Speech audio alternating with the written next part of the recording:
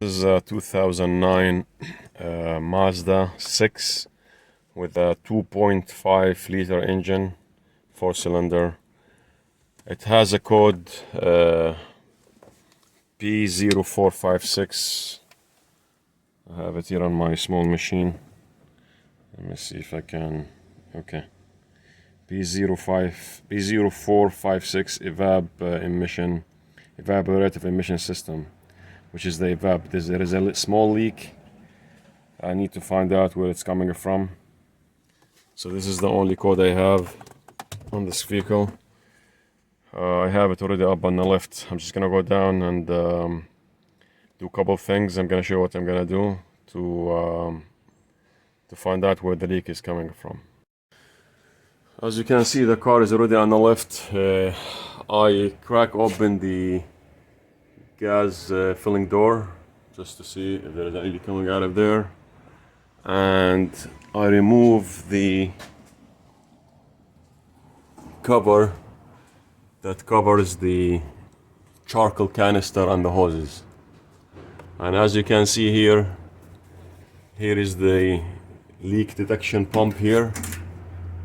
You probably have different names for it, but that's this is always open, and it closes only when you start the car to very much to seal the system. All the hoses will be in a closed loop, and then the engine, the bird solenoid open the vacuum, and then it checks if there is any leak. That's what it does.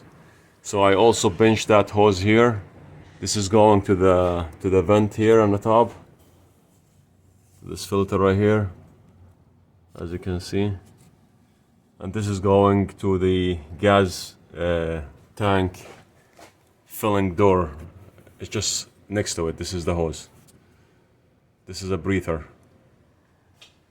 So I close this because this is always open, and as you can see on the charcoal canister, there's one vacuum and there is one for the that goes to the gas tank.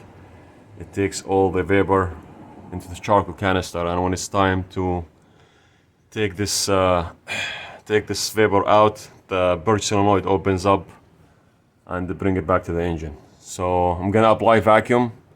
I'm gonna apply smoke. Use my smoke detection machine into the whole system and see where is the smoke coming from, and that very much where is the leak is coming from. The car is up on the left. Just gonna go up and activate the machine.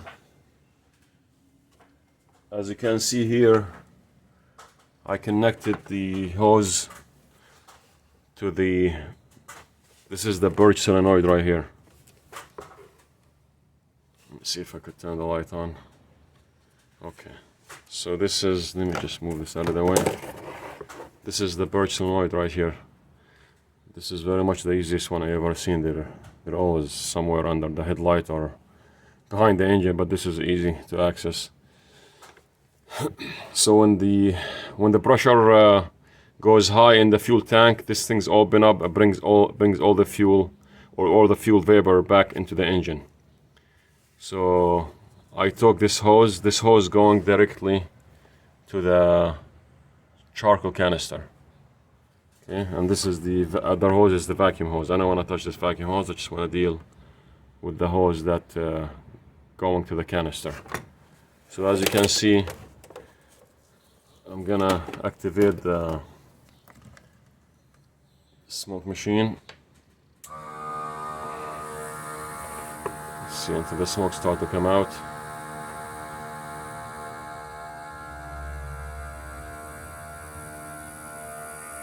Okay, see the smoke is coming out. So here is the inserted inside that hose, and let's wait a few minutes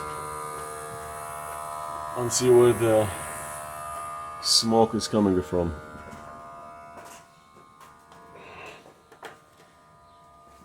Usually when it says a small leak, it's always, I could say most of the time it's the fuel cap, but that's not always the case. Okay, so let's see. The lines, as you can see right here, the one I connected to, it's over there. Let's see if it's on the top there. Okay, so we're gonna, these hoses usually on the Mazda, they're very good. I never seen them leak. They're really, they don't rust easy, and they have insulation on them. I like that, and they don't have too many hoses. And most of the hoses they usually like very hard hoses. They're not like a plastic or rubber, and they last for a long time. Sometimes the leak coming from the pump itself, this leak detection pump, or the canister leaking from those seal area here.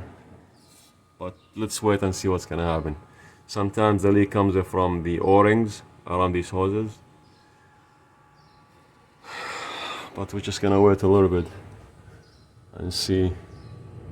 And I'm gonna show you when I remove this plier here, what's gonna happen to the vent hose. There should be smoke coming out of there, but let's wait. As a matter of fact, let me just move it now. Let me just open it. So here it's open. And let's just wait a few minutes.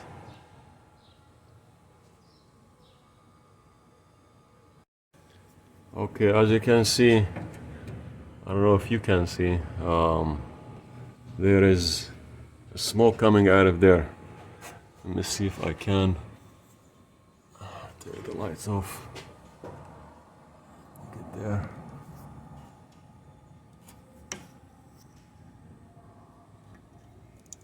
Do you see the smoke? There's smoke coming out of there. It's starting to come up stronger. That's why I have to close that hose. This is the vent. This is always open. So that's always have to have a smoke here. Is that clear? Okay. So you can see the smoke everywhere. Alright, let me pinch the hose here again. I want the system to be sealed. Okay, so this is my hose. I need to pinch the one coming out of the leak detection pump. This pump. Okay, so this is already sealed again, and there is no smoke coming from there. So this is sealed 100%. And I'm gonna go around the system. This is not leaking. This is not leaking. None of these stuff leaking. So I'm sure, go around the tank over there, nothing leaking. And these hoses, they're really good. Let's go to the fuel door. Okay, here we go. Do you see this? It is the fuel cap. Right there. Took time to build the brusher because this hose very much is wider than all of them, but you can see the leak is from the fuel cap.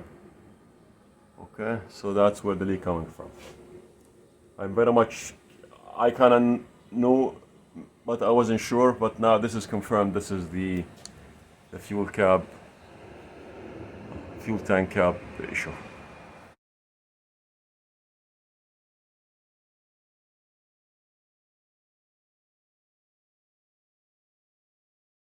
Last thing, I expected to have the wrong fuel cap on. It feels that it doesn't close, but the customer looks like he changed it before, and he put because he did tell me he changed the gas cap, so I didn't even check the gas caps. But then when I looked more thorough, there's a gap here. I don't know if you can see it. There is a gap in here. Let me see if I can. You can see it doesn't close straight. You can see there's a gap here. So the thread on this is different than the new one. I just ordered a new one. This is the new one, and